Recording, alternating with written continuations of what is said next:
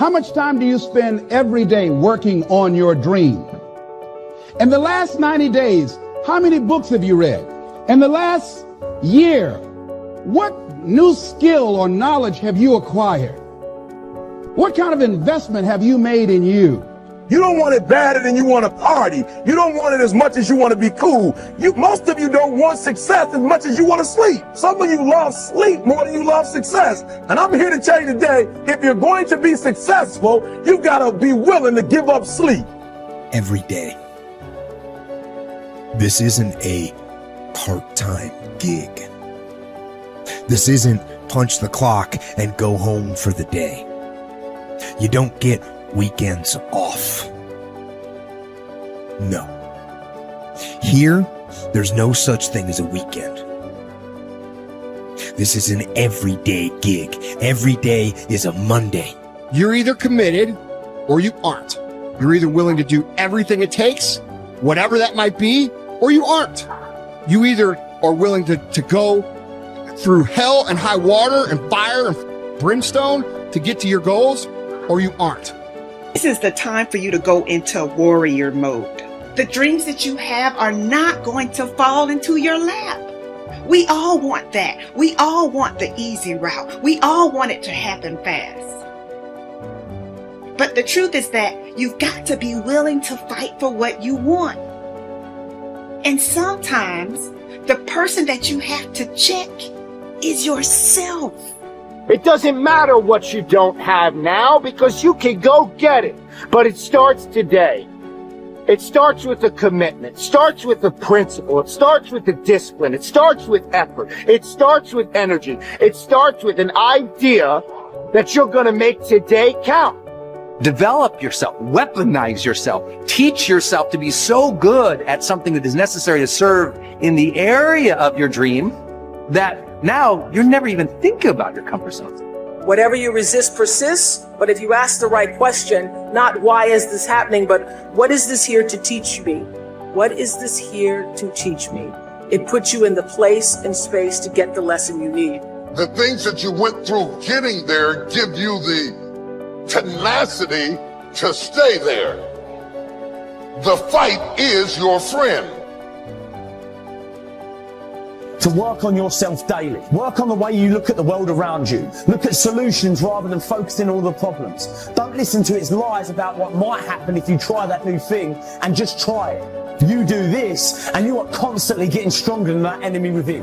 And I may make a mistake, but I own it radically, emphatically. I don't play the blame game.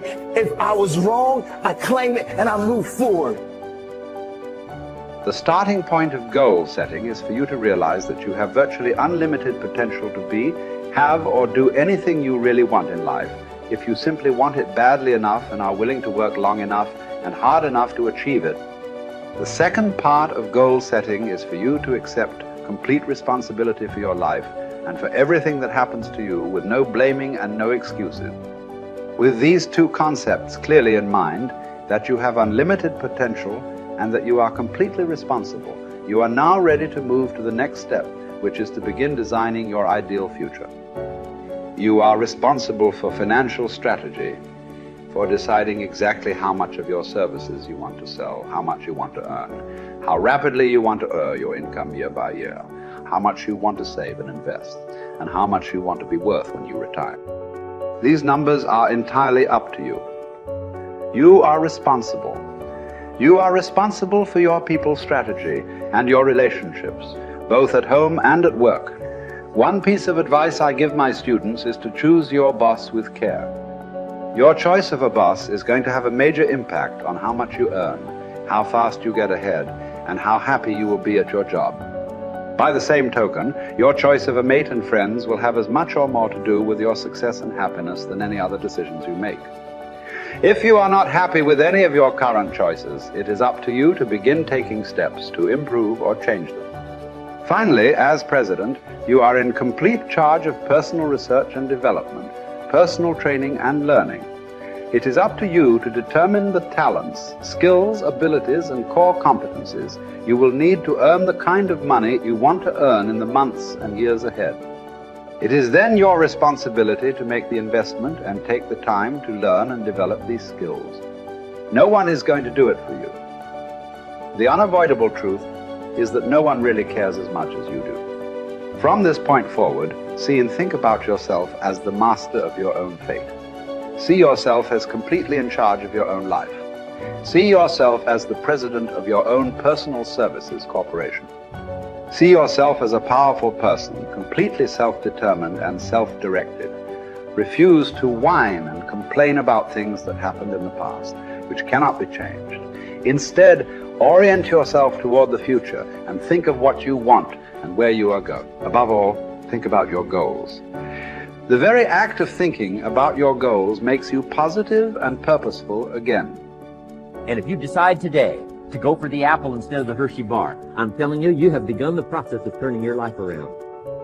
And if you keep up that process, not only with your health habits, but with your money habits and with your communication habits, with your sales habits, management habits, and every other habit that you've got, if you'll start that process, eliminate the errors and replace it with disciplines practiced, I'm telling you, you can start this process of life change immediately. After today, you don't ever have to be the same again. Only by choice. You don't have to walk out of here the same as you walked in today. Only by choice. You can start a whole new process. And you say, well, Mr. Owen, is it that simple? Yes, it's that simple. Where else would you start but with an apple? You don't have to start with something staggering, and everybody has it within their power. What was so happy for me to find out at age 25, Mr. Shove said, Mr. Owen, you don't have to change countries.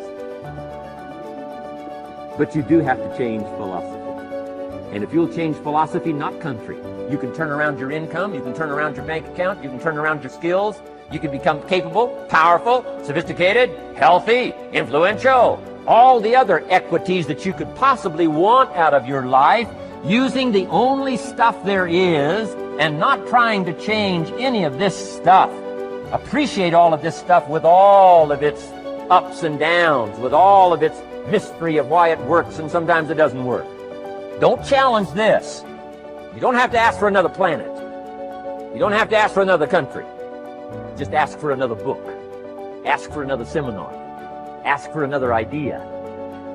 And you can start this whole process of personal life change. You want to stand out from everyone else. You want to do something more than other people think is possible. You literally want to stand outside the norm. And if that's the case for you, then understand that, as Albert Einstein said, only one who devotes himself to a cause with his whole strength and soul can be a true master. For this reason, mastery demands all of a person. If you want to get great, if you really want to make a skill set your own, if you want to be able to do something, and at the end of the day, if you want to transform the world, if you want to make grand changes, if you want to do all of that all the empty words that people spout all the time, let me tell you, the only thing that's going to separate you from all the other blowhards who are just talking words and will never do anything is to give yourself over completely, to let that obsession, let that thing that you love completely consume you. And in that, your only chance to really become great lies. You know, if you want to have a fully charged life, you have to start looking forward to things again. You have to get excited about tomorrow again. You have to see your life developing again. You have to set yourself on the path where you're step by step progressing every single day, so you know tomorrow's going to be better than it was today. That you know tomorrow you're going to become more of who you know you can become. That you know tomorrow by your simple choices, by your simple sets of disciplines and habits, that you're going to evolve into your highest self. And that is the path of the charged life. This constant engagement with the best within us, of pushing ourselves, but with that purpose and that progress of hoping to become our highest selves. And when you live in that place and you sense that every single day, that's the magic. That's what life should feel like. That's what I think we all deserve. And maybe we ought to start aiming and challenging ourselves just a little bit more to get there.